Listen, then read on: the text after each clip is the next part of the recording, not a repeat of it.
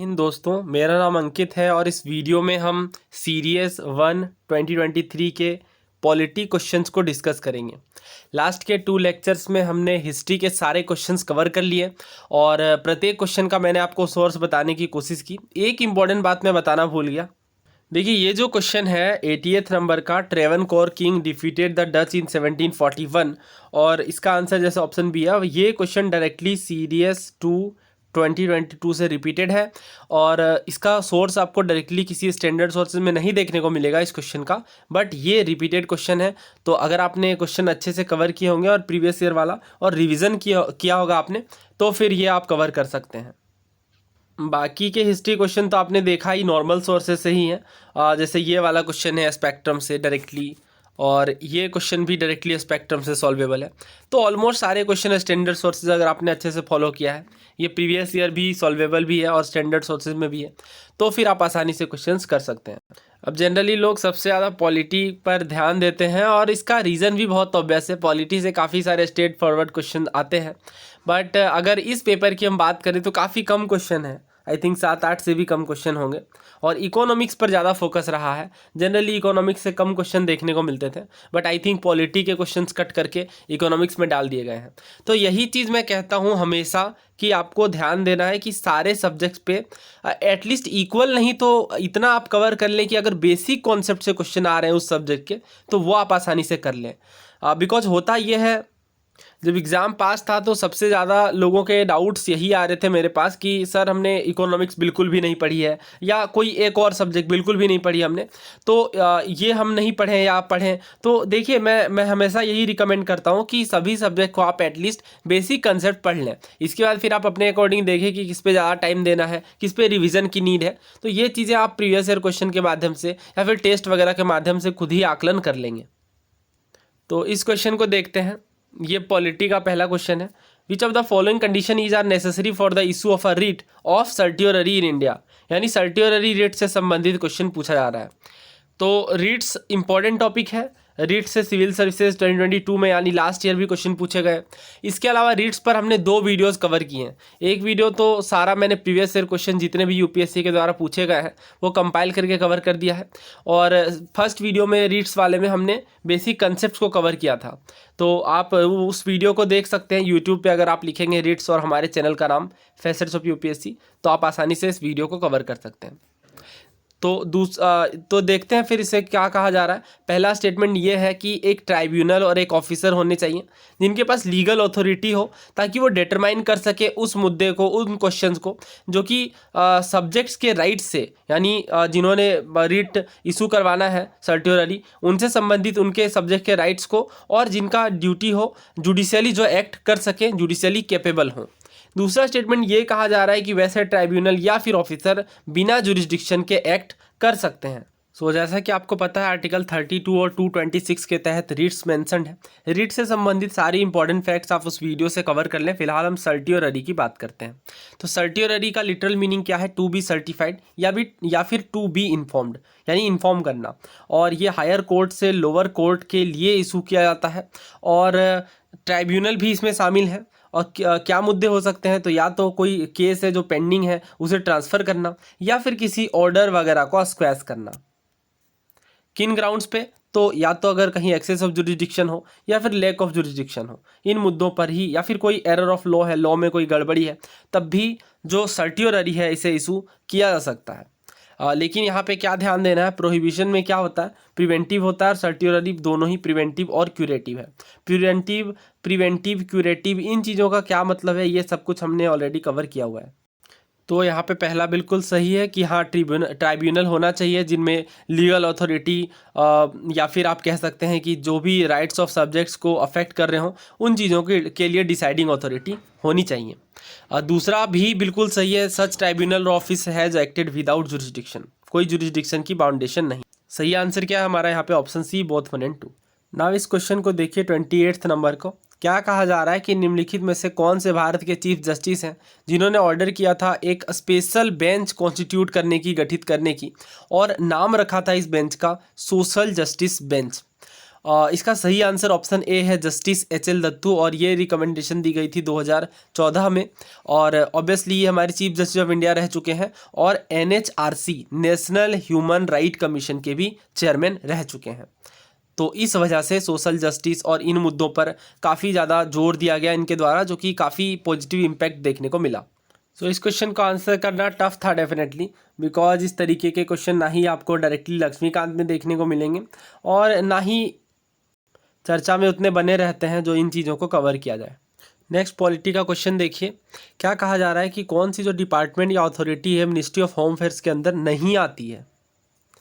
Department of state, department of official language, national authority chemical weapons convention, या department of Jammu Kashmir and Ladakh affairs. तो इस तरीके के question difficult है आंसर करना, बिकॉज कई सारी मिनिस्ट्रीज़, कई सारी अथॉरिटीज़ होती हैं एक मिनिस्ट्री के अंदर। बट फिर भी अगर आप यहाँ पे थोड़ा अंदाज़ा लगाएं तो केमिकल वीपन्स कन्वेंशन, ये लग रहा है कि केमिकल फर्टिलाइजर्स मिनिस्ट्री के तहत होना चाहिए। बाकी सही है, आइए वेरीफाई कर लेते हैं। ये मिनिस्ट्री ऑफ होम अफेयर्स की वेबसाइट है। यहाँ पे आप देख सकते हैं डिपार्टमेंट ऑफ इंटरनल सिक्योरिटी है, डिपार्टमेंट ऑफ बॉर्डर मैनेजमेंट है, इसी तरीके से department of Jammu Kashmir and Ladakh affairs है। आगे अगर आप देखें तो डिपार्टमेंट ऑफ होम है, डिपार्टमेंट ऑफ ऑफिशियल लैंग्वेज है और डिपार्टमेंट ऑफ स्टेट है। तो आप कह सकते हैं बाकी तीनों हैं, बट केमिकल वीपन्स कन्वेंशन नहीं है। सही आंसर हमारा ऑप्शन सी होगा। अगला सवाल देखिए, कहा जा रहा है कि किन्हें डिस्क्रिशनरी पावर है, यानी विवेकाधीन शक्तियां हैं फिफ्थ शेड्यूल के अंदर, जिनसे वो ट्राइब्स एडवाइजरी काउंसिल को सेटअप कर सकते हैं उस स्टेट में जिनमें स्केड्यूल ट्राइब तो हैं बट स्केड्यूल एरियाज़ नहीं हैं। तो ये क्या पूरा मुद्दा है। अगर आपने फिफ्थ और सिक्स्थ स्केड्यूल के बीच के डिफरेंसेस को समझा है और मेरी स्केड्यूल्स वाली वीडियो देखी है तो ये सेम क्वेश्चन मैंने कवर किया था, बिकॉज ये भी रिपीटेड क्वेश्चन है और इस तरीके के क्वेश्चन अक्सर पूछे जाते हैं। इसका सही आंसर ऑप्शन बी है, द प्रेसिडेंट ऑफ इंडिया। दोस्तों फिफ्थ स्केड्यूल के कुछ इंपॉर्टेंट प्रोविजंस मैं यहाँ पे आपको समझा देता हूँ, बिकॉज ये काफ़ी ज़्यादा काम आने वाले हैं। और हालांकि हमने डिस्कस किया है तो मैं आपको रिकमेंड करूँगा कि स्केड्यूल्स पर जो मेरी प्रीवियस ईयर क्वेश्चन वाली वीडियो है उसे कवर कर लें, बिकॉज आई थिंक 50-60 से भी ज़्यादा सवाल पूछे गए हैं स्केड्यूल्स के ऊपर। फिलहाल इसे समझते हैं। देखिए फिफ्थ स्केड्यूल जो है आर्टिकल 244(1) के तहत, आर्टिकल भी ध्यान रखिएगा। अब इनमें हम बात करेंगे स्केड्यूल एरिया, स्केड्यूल ट्राइब के एडमिनिस्ट्रेशन और कंट्रोल से संबंधित मुद्दों की। पार्ट ए में आप देख सकते हैं कि पहले तो इंटरप्रिटेशन दी गई है कि इस स्केड्यूल के अंदर कौन कौन सी बातें हमें समझनी है। इसका ये तीसरा वाला पॉइंट देखिए, इससे क्वेश्चन अक्सर पूछे जाते हैं। गवर्नर जो है ये रिपोर्ट प्रस्तुत करते हैं प्रेसिडेंट को, किन मुद्दों से संबंधित, तो स्केड्यूल एरियाज के एडमिनिस्ट्रेशन से संबंधित। तो यही पूछा जाता है डायरेक्टली कई बार कि बताइए जो रिपोर्ट है ये किनके द्वारा प्रस्तुत की जाती है, स्केड्यूल एरियाज के एडमिनिस्ट्रेशन से संबंधित। तो आंसर होगा गवर्नर, ध्यान रखिएगा। और यही बात यहाँ पे भी लिखी गई है, the governor of each state having schedule area, यानी वैसे राज्य जहाँ पे स्केड्यूल एरियाज हैं वो सालाना तौर पे और या फिर प्रेसिडेंट जब भी रिक्वायर्ड करें उनके अकॉर्डिंग जो है ये रिपोर्ट प्रस्तुत कर सकते हैं स्केड्यूल एरियाज से संबंधित। अब इसका जो पार्ट बी है ये ज़्यादा महत्वपूर्ण है, administration and control of schedule areas and schedule tribes. इसी में ट्राइब्स एडवाइजरी काउंसिल की बात की गई, जहाँ से हमारा प्रश्न बना था। There shall be established in each state having schedule areas therein and if the president so directs also in any state having schedule tribes but not schedule areas. A tribes advisory council consisting of not more than 20 members of whom as nearly as maybe 3/4 shall be the representative of the scheduled tribes in the legislative assembly of the state।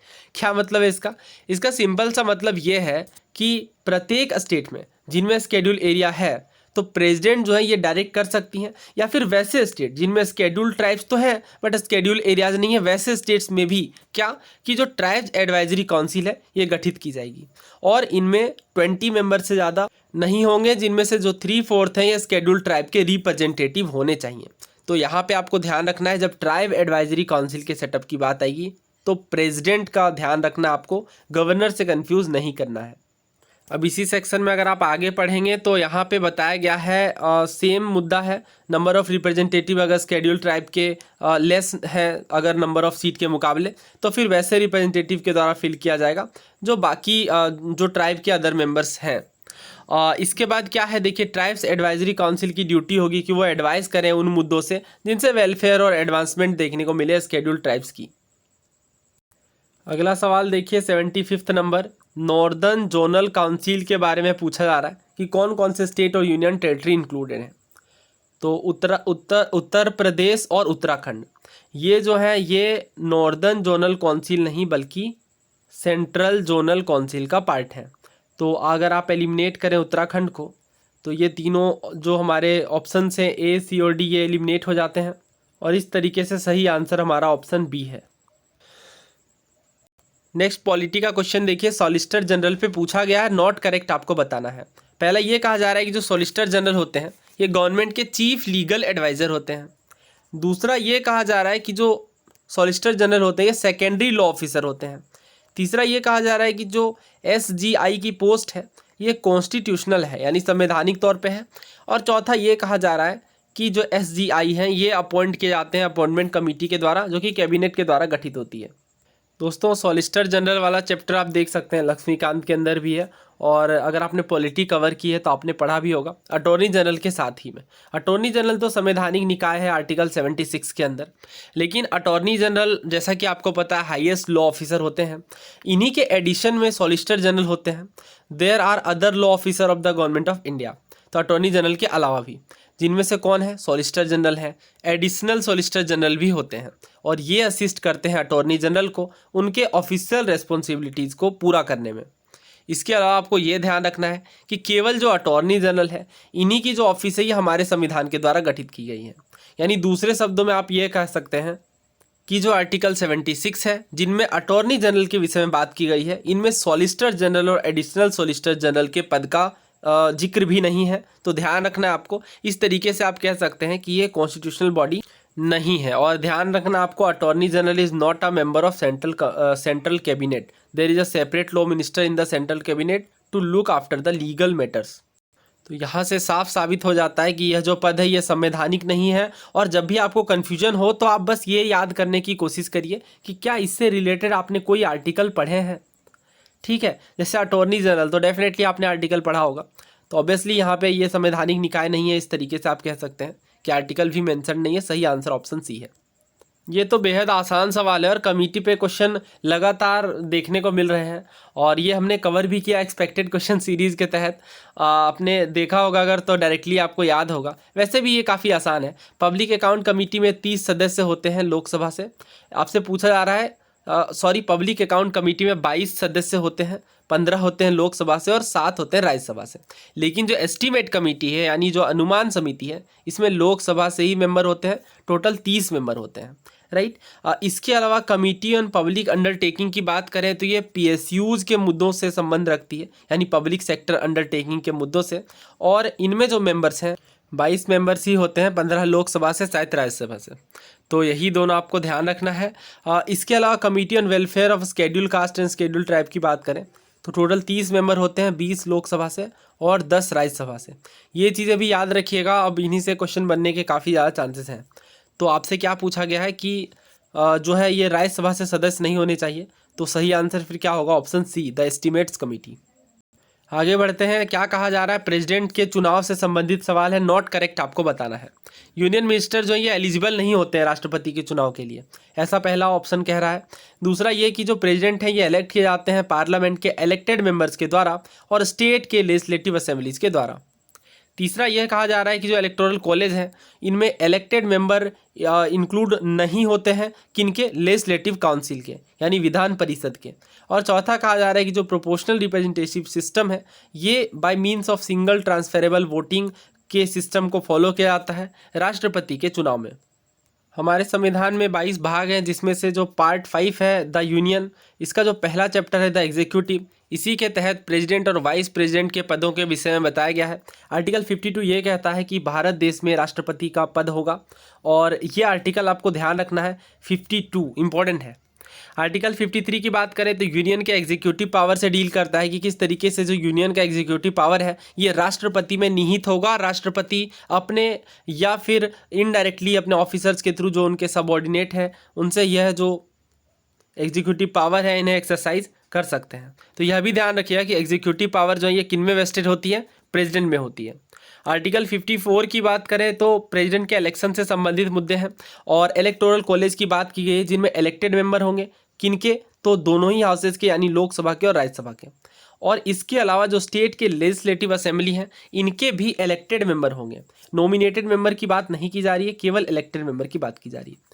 सबसे important बात आपको क्या ध्यान रखना है कि जो state में, कुछ स्टेट में वर्तमान समय में अगर देखें तो विधान परिषद जिनमें एग्जिस्ट करते हैं, उनके मेंबर शामिल नहीं होते हैं प्रेसिडेंट के चुनाव में। ये बात इंपॉर्टेंट है, बहुत बार पूछी भी गई है एग्जाम्स में। इसके अलावा अगर आर्टिकल 55 में देखें तो यहाँ पे टर्म ऑफ ऑफिस बताई गई है प्रेसिडेंट की। इसके अलावा 57 में एलिजिबिलिटी की री इलेक्ट हो सकते हैं n नंबर ऑफ टाइम्स। इसके अलावा आर्टिकल 58 जो है ये क्वालिफिकेशन बताते हैं, क्वालिफिकेशन से संबंधित है प्रेसिडेंट के इलेक्शन से। पहला, भारत के नागरिक होने चाहिए, 35 वर्ष की उम्र कंप्लीट होनी चाहिए और हाउस ऑफ द पीपल के मेंबर के रूप में इलेक्ट होने के लिए क्वालिफाइड होने चाहिए। अब देखिए यहाँ पे इंपॉर्टेंट बात क्या है कि अगर कोई पर्सन प्रेसिडेंट के लिए इलेक्ट होना चाहते हैं तो वो एलिजिबल नहीं होंगे अगर वो ऑफिस ऑफ प्रॉफिट का पद धारण करते हैं तो।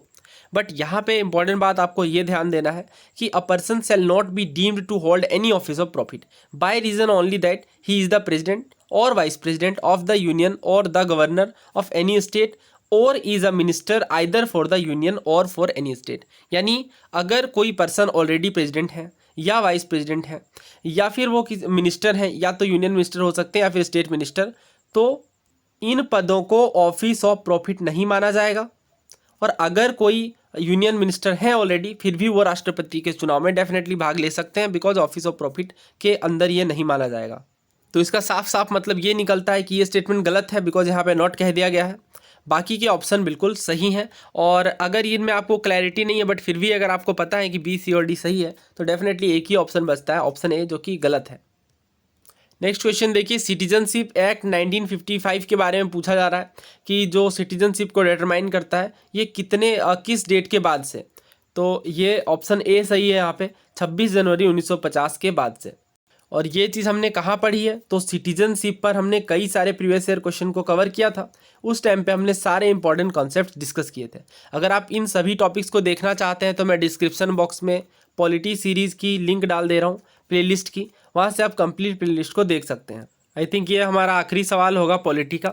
आर्टिकल 51 से संबंधित आपको बताना है कि कौन सा पार्ट नहीं है आर्टिकल 51 का। तो आपको याद होगा, मैंने कई बार कहा है कि जो DPSPs हैं इनके आर्टिकल्स आपको अच्छे से पढ़ने हैं, बिकॉज आर्टिकल के जो क्लोजेज हैं इनसे क्वेश्चन पूछा जा रहा है। नो डाउट अगर इस तरीके का क्वेश्चन सिविल सर्विसेज में पूछा जाता है तो, बिकॉज अगर आप लास्ट ईयर के ट्रेंड को देखें और अगर आप इस चैनल से जुड़े हुए हैं तो आपने ज़रूर ऑब्जर्व किया होगा कि जो पॉलिटी के क्वेश्चन है उनमें DPSPs और फंडामेंटल राइट के सब क्लोजेज, इवन जो हमारे फंडामेंटल ड्यूटीज़ हैं इनके भी आर्टिकल से क्वेश्चन पूछे जा रहे हैं।